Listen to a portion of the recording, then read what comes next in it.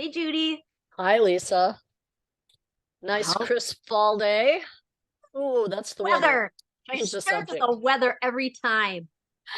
I think it's because I'm sitting in front of a big window and I'm looking out and I'm watching the leaves fall and it's just absolutely breathtaking. The colors are wonderful and my yard, which was free of leaves 2 days ago, is now full of leaves. Absolutely covered. I know the sky is periwinkle blue, and I took pictures on the walk this morning. Did And you?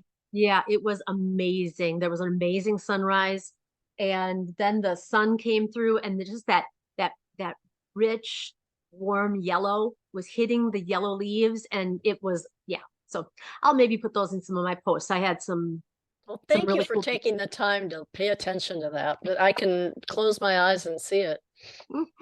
So, okay, so today we're not talking about the lightness though. No, We are talking about the darkness. yes.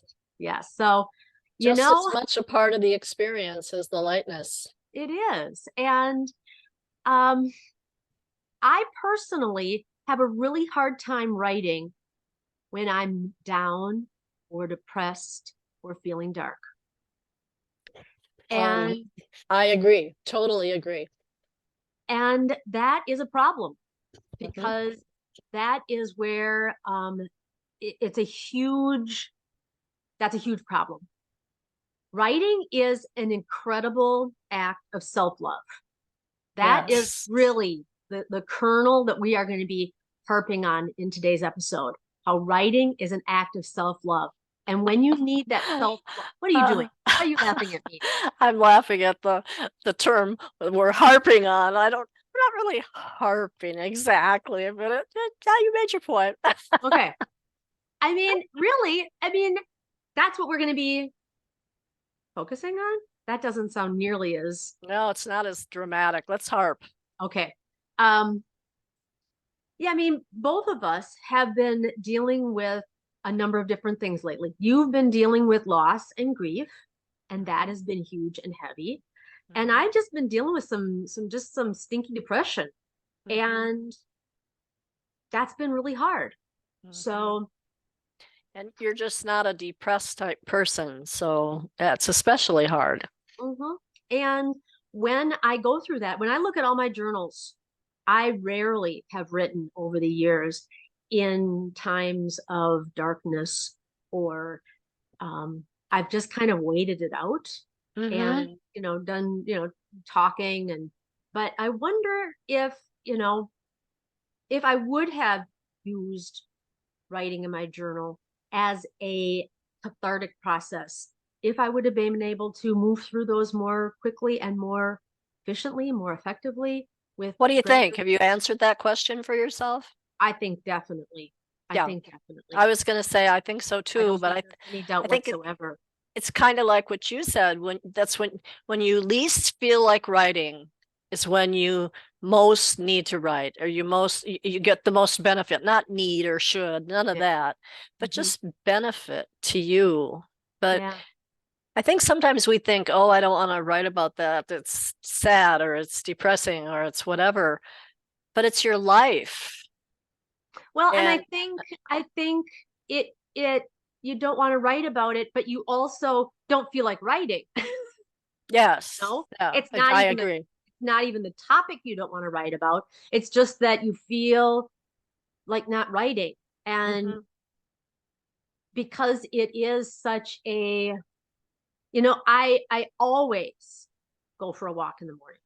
Hmm. That's not even an option. Hmm. And I feel so much better after the walk. Hmm. And it's the same with writing. Even though I don't feel like writing, it's still important to do the act because I know that after it, there's going to be a sense of a release, a sense of accomplishment, and a Hmm. sense of, I think, yeah, I think there's going to be a sense when you process some of those thoughts and some of those feelings, some of those emotions of some accomplishment. Hmm. Yeah, I would say that definitely agrees with the way I feel. And by not writing about it, by not doing the exercise, You have the exercise of walking, you know how that makes you feel. Then there's the exercise of writing, and the writing undone to me tends to leave um,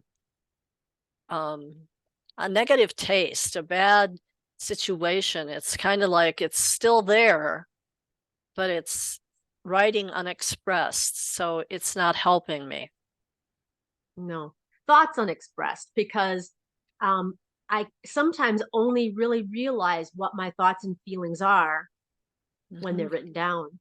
Mm-hmm. Otherwise, they just kind of, it's kind of like, when you're sleeping at night and Mm-hmm. there's something that you're really anxious about, and you are laying there and those thoughts swirl, and it's not really even maybe one thought that's swirling, but it's this feeling of anxiety and frustration and worry. Mm-hmm. Mm-hmm. And then you get up and you're able to say, I'm so frustrated about my child or this situation that's going on or this conversation that I had.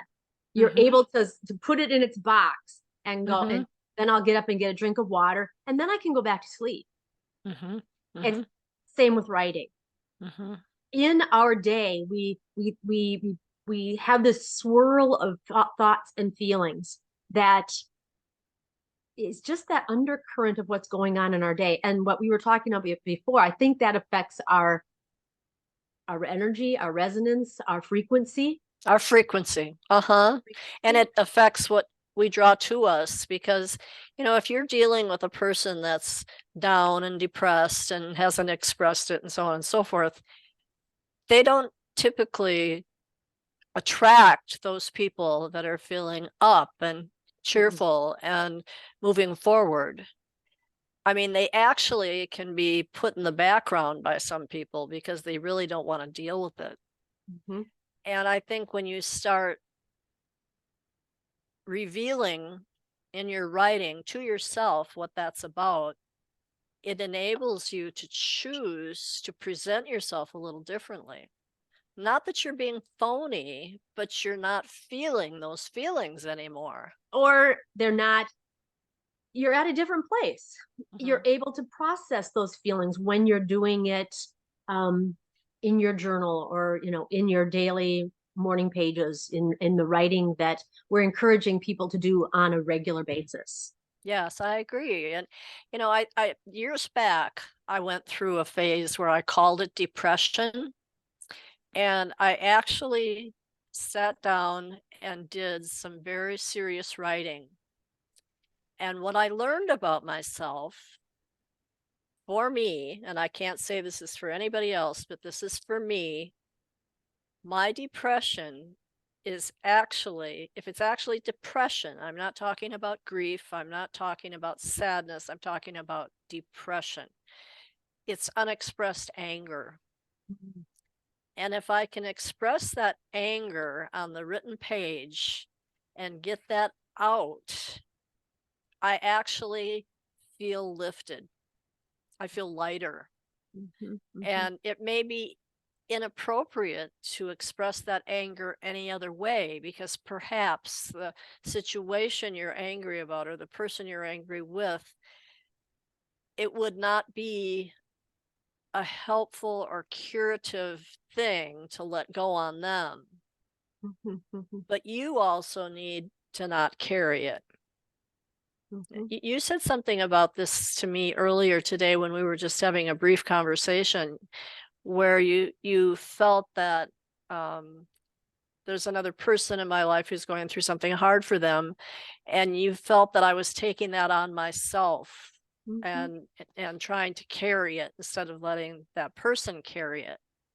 And I think there was some truth in that, and I think it's a real injustice to that person because they need to deal with their stuff. Mhm. Mhm. And I can be supportive, but I can't change where they are. I can only support, suggest, offer a hug, words of love, those things, and let them do what they need to do. Mhm. Mhm. Did I hear you right when I? Pretty much that's what I told you. Yeah. Mhm. So you're just speaking back to me. So it's interesting that you processed that. It didn't seem to hit home when I shared that with you earlier. I'm But too verbal when people tell me things sometimes. I react like, "Oh, no, that's not it." Mm-mm. But when I really think it through, it really is it. mm, And it, it makes more and more sense. And yeah, I think that, and I think that people that have rather, they're maybe extroverted and they're used to hearing themselves talk and whatever, instead of just being still and trying on what's being said, their initial reaction is to argue or to seem like they're discounting. And that's not always true. So yeah, I think you're right. I think I was coming across as not being um, very. I wasn't very impressed with your feedback, but you know what? It made a lot of sense as I thought it through. there you go. So getting back to writing, I Yes. think that you know, when we're writing about things that are hard, things that we're feeling depressed about, or as I was saying, darkness in our Hmm. life, in order to really work through that Hmm. and get the most out of writing towards this process of self-love, I think there are a couple of things that you can keep in mind when you're Hmm. doing the writing. I Hmm. think you need to understand and recognize that it's okay to be in Hmm. that place, that it's part of the human experience, that Hmm. being here and now, whether it's a place of light and bright and fun and happy and unicorns and daisies, or whether you're in a place of depression and darkness and frustration and anger, all those things, it's part of the human experience and it's okay to be. Correct. So Correct. just giving yourself that understanding that this too is part of, every life where shit happens, and it happens to everyone, and it just we all just have different flavors of shit. um Ooh, that's that's a lovely thought. you like that you like that one. Yeah. So, and I think the other thing is that in each of the places where there is darkness, where there is depression, there is also lessons. There's things that we can learn. Hmm. I'm But taking notes on you, girl. and that leads me to say, okay, so the first one is really you have to be willing to be here and now, and that it's okay to have a human experience. The second thing I want to say is that there are lessons. There is light in the darkness. Hmm. The third thing is that healing can start when you admit that where you are, that you're in a bad place, that you're Hmm. not okay, that You you're know, I have so many people that think that living a good life is about always being positive. And I think that is a real bad rap on living with your feelings. Because if I said to you when you're feeling like that, oh, Lisa, set it aside, you should have positive thoughts. I'm chirping. That's not going to do any good for you whatsoever. It's not nothing, going to help you to resolve what it is that you're cannot depressed process. about. Nope. Oh, and all you're going to do is you're going to shut me out. You're going to shut out those words and say, get a life. And I've had so many people say to me, well, I know you're supposed to think positive, and they say it kind of just like that. Very, yeah, very sing-songy. Yeah. Like you're just being an old Pollyanna. Everything is not positive. And you know what? They're right. It's not. Mm-mm. And it's totally healthy and good to live in that sense of yourself. Yeah. Yeah. Now, you said it's okay to have a human experience. The Mhm. third one is you said there is light in the dark. Nope, that was the second one. The second one was there is light in the darkness, that there is lessons that you're going to be learning in this There are season. lessons. Yes. Okay. The That's the third one. one is about healing. Healing can start when you admit that you're not okay, that this is where you are right now. I think admitting sometimes is part of the process. And then the Mhm. fourth and last one is that really understanding that this too shall pass, that Mhm. this is part of loving yourself, and that that you have faith that you will be okay, and that the world will be beautiful again, and that you will make it through this. That faith is a real challenging one to come up with, depending on the level of your despair. Yeah.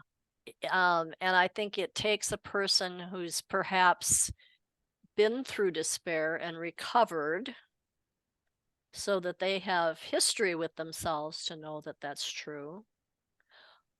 Or I don't have an or. I don't think there is another thing. I think it comes through experiencing it and being successful in seeing it for yourself that Do you there. think you can be told it? I mean, I'm thinking of somebody who's in deep despair, like even suicidal. You know, Mhm. it's so many, let's say people in the LGBTQ plus community will say, it will get better. You will have dark times, you will have light times, but this too shall pass. I mean, a young person who's dealing with those issues may not have the experience that at this point that things will be beautiful again, that they will make it through this, but they're hearing it from a trusted other person, that Mhm. that is the truth, that is the reality. And I So think sometimes when that's the case, they'll do what I did to you. You are my trusted person. And even though I articulated disagreement, there truly was a spark of light that came through to me about what you said. So they can trust enough to um to do the work. And that can come through writing. Sometimes it comes through cathartic talking, but I think writing is more powerful.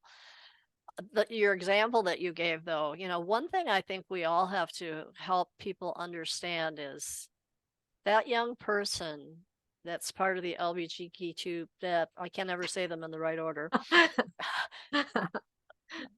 Never mind. anyway. Um, they can't change the whole world.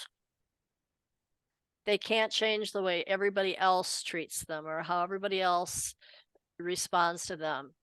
But what they can change is how they feel about themselves and about what their choices have been. And they can own them and resonate at a level that they're comfortable. Now, it would be lovely to be able to say, oh, the world is changing and it's going to be okay. I don't necessarily know if that's the truth, but I know that if I'm comfortable with who I am, that it's important for it to be that way. And I think a really good way to get to that comfort level, write it down. Write down what you're frustrated with. Get those emotions down on paper. And even express if you've seen any lightness in the dark, Mm-hmm, write that mm-hmm. down. If you've seen nothing but darkness, that's okay. Write it down. Yeah. So, Judy, that's what we're talking about today. Take care of yourself. Are we done? Writing, I think we are. Holy cow, that time went like fast. Writing is a superpower, and it's a superpower when you need self-love. And I don't think there's anything, no drug, though drugs may help. I'm Eh, you know, there's people may help, but I think writing is a powerful way to deal with hard times. It can be a block to, to write about hard things. And you might not even want to write because it's it's difficult, and mhm. that's okay. I think it's so important for if we really truly look at this as a legacy, and I don't know that the Turtle Journal will be opened as a legacy, but I think it's healthy for those around us to know that times aren't always perfect, that we have bad times, we have down times, we have depressions, we have things that we're dissatisfied with about our life. But we address them and we work through them and we go to the next step and the next step and the next step. And Mhm. a great way to figure out what those next steps are is through your writing. Mhm. Exactly. Okay. Judy, love you.